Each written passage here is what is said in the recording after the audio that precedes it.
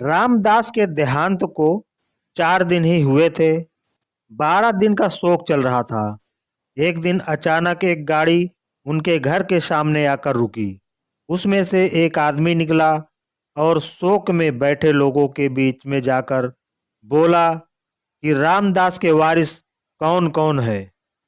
बैठक में 30-40 लोग बैठे थे। वह सभी अचानक इस तरह का प्रश्न करने वाले शख्स का मुंह ताकने लगे।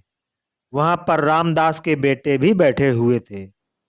फिर रामदास के तीनों बेटों ने हाथ ऊपर करते हुए कहा कि हम उनके बेटे हैं। कहिए, आपको हमसे क्या काम था। वह व्यक्ति रामदास के तीनों बेटों को गौर से देखता हुआ बोला कि आज से 20 साल पहले तक रामदास मेरे शहर में नौकरी किया करते थे। उस समय उन्होंने मुझसे कुछ रुपए उधार लिए थे। वह रकम ब्याज सहित अब 20 लाख रुपए हो चुके हैं। आज मैं वह पैसे लेने आया हूं। उस आदमी के इतना कहते ही वहां पर खुसर फुसर शुरू हो गई। रामदास का बड़ा बेटा, जो एक सरकारी नौकरी में था, खड़े होते हुए बोला कि आपके पास क्या सबूत है कि मेरे पिताजी ने आपसे पैसे उधार लिए। वो आदमी मुस्कुराता हुआ बोला कि मैं एक वकील हूं। इतना मूर्ख भी नहीं हूं कि बिना सबूत के चला आऊं। मेरे पास रुपए लेन देन का अनुबंध पत्र है, जिस पर तुम्हारे पिता ने अपने हाथों से पूरा विवरण लिख रखा है और अपने हस्ताक्षर भी कर रखे हैं। बड़ा बेटा बोला कि मैं किसी अनुबंध पत्र को नहीं मानता। मुझे तो आप फ्रॉड लगते हो। 20 सालों तक चुप बैठे रहना, फिर पिताजी के निधन के तुरंत बाद आपका अचानक से आ जाना, यह सब क्या है। अगर मेरे पिता ने पैसे लिए भी होंगे, तब भी ओह करार उनके साथ ही खत्म हो गया। मैं यह पैसे देने को से साफ साफ इनकार करता हूँ। रामदास का दूसरा बेटा, जो कि ठेकेदार था, वह बिल्डिंग बनाने के काम लिया करता था। वह भी खड़ा होकर बोला कि वकील साहब, आप जिन पैरों से चल कर आए हैं, उन्हीं पैरों से वापस चले जाइए। अगर आपको पैसे चाहिए थे तो पिताजी के जीवित रहते ही आते। हमारे पिताजी ने हमें कभी नहीं बताया कि उन पर कोई कर्जा है। वकील बोला कि पहले इसलिए नहीं आया क्योंकि क्योंकि रुपए वसूलने का करार आज के दिन का ही था। रही बात वापस जाने की, तो मैं आपको बता दूं कि मैं यहाँ कोई लड़ाई लड़ने नहीं आया हूँ। यहाँ से चुपचाप चला जाऊंगा।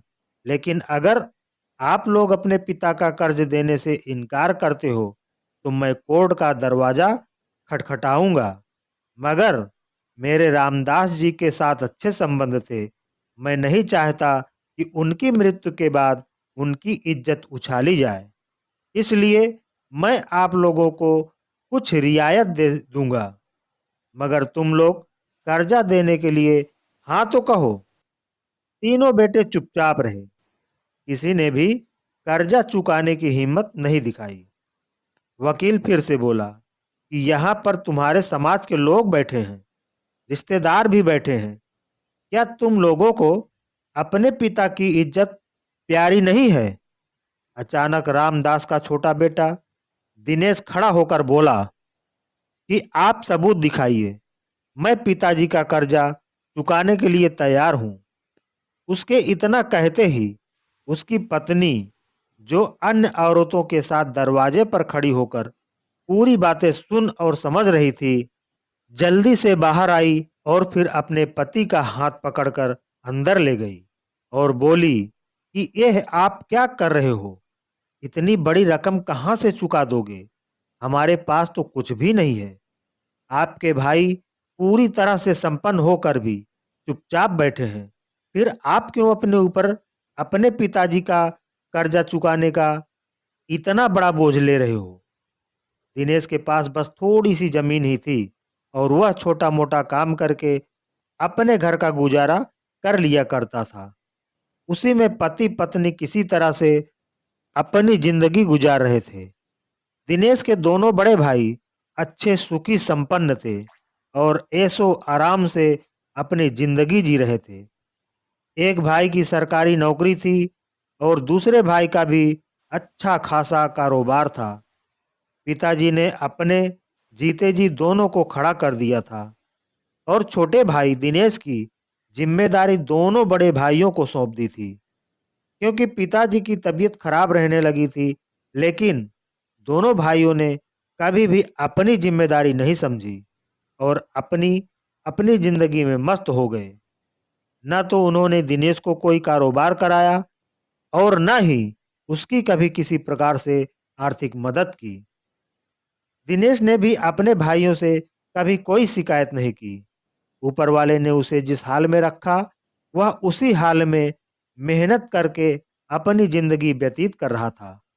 बस उसके पिताजी ने जमीन तीनों भाइयों के नाम कर रखी थी, जिससे उसकी थोड़ी मदद हो जाती थी।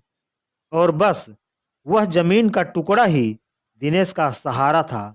लेकिन अब वह न भी उसके नसीब में नहीं बची, क्योंकि आज वह भी जाने वाली थी।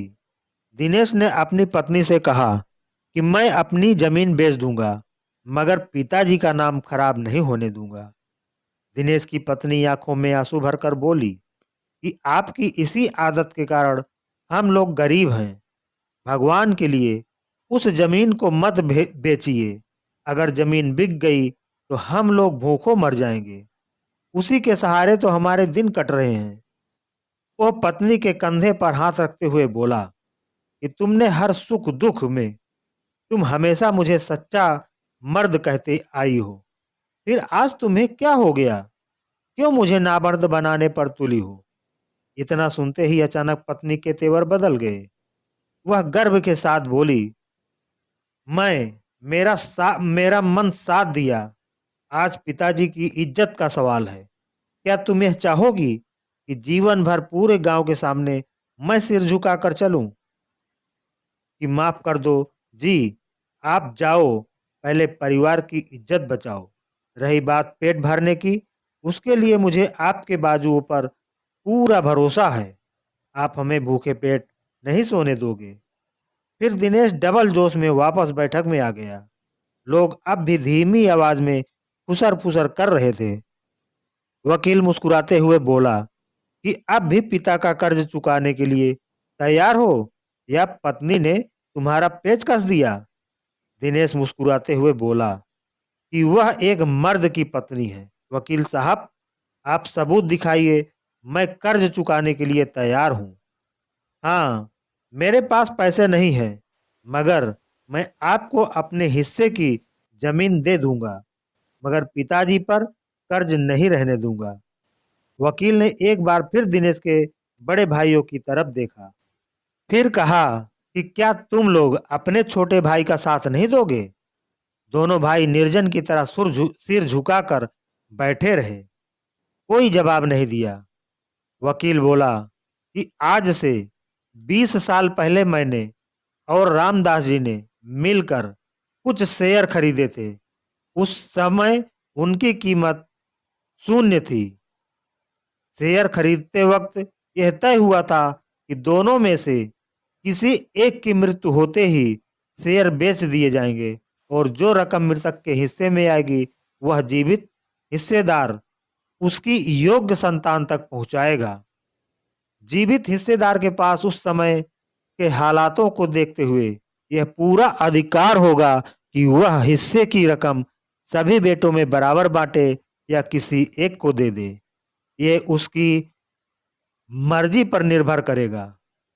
वकील आगे बोला, क्योंकि मैं ही वह जीवित हिस्सेदार हूं और मेरे पास पूरा अधिकार है कि रामदास का वह हिस्सा मैं किसी को भी दे सकता हूं। इसलिए मैंने कर्ज का नाटक किया। उन पर कोई कर्ज नहीं है, बल्कि शेयर बेचने के बाद और टैक्स कटने के बाद कुल 20 लाख रुपए उनके हिस्से में आए हैं और वह 20 लाख रुपए मैं रामदास जी के छोटे बेटे दिनेश को देने की घोषणा करता हूं, क्योंकि दिनेश ही उन रुपयों का सच्चा हकदार है जो बेटे पिता का ऋण चुकाना अपना कर्तव्य नहीं समझते, उनका पिता की संपत्ति में भी कोई हक नहीं बनता। इतना सुनते ही सभी लोग आश्चर्यचकित रह गए और रामदास के दोनों बड़े बेटों का मुंह उतर गया। उनकी पत्नियां कुछ देर पहले अपने देवर को मूर्ख समझ रही थी, अब वो अपने पतियों को खा जाने वाली दृष्टि से देख रही थी। वकील के इशारा करते ही उनके आदमी दो बड़े सूटकेस उठा लाए और उन्हें दिनेश को थमा दिया। यह देखकर वहां विराजमान लोगों ने तालियां बजाकर दिनेश का स्वागत किया। जब दिनेश दोनों सूटकेस उठाकर अंदर कमरे में गया, तब उसकी पत्नी दौड़कर आई, भारी आंखों से पति को निहारते हुए बोली कि आज समझ में आ गया कि सच्चाई, ईमानदारी और खुददारी के रास्ते में कांटे और दर्द बहुत मिलते हैं, मगर एक दिन ईश्वर सुनता जरूर है और जब भी वो सुनता है तब छप्पर फाड़ कर देता है। तो दोस्तों, अगर आपको ये कहानी पसंद आई हो तो वीडियो को एक लाइक अवश्य कर दीजिए और वीडियो को शेयर करके चैनल को सब्सक्राइब जरूर कर लें। धन्यवाद।